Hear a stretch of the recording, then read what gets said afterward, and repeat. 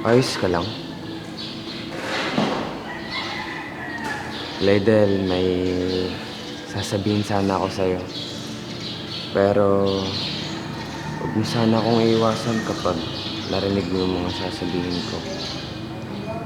Lydel, gusto kita. Jerome, magsi-CR lang ako. Una ka na sa classroom.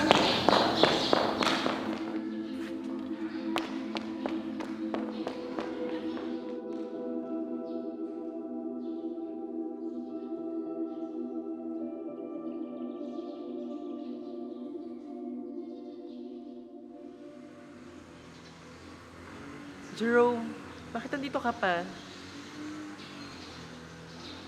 Ayos ka lang? Oo, ayos lang ako. Tara na sa classroom.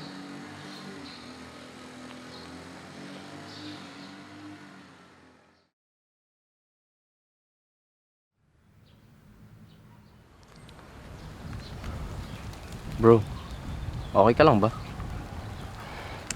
Oo, ayos lang ako. Pero, bakit parang hindi ka okay? Okay ka lang ba talaga? Actually, hindi talaga.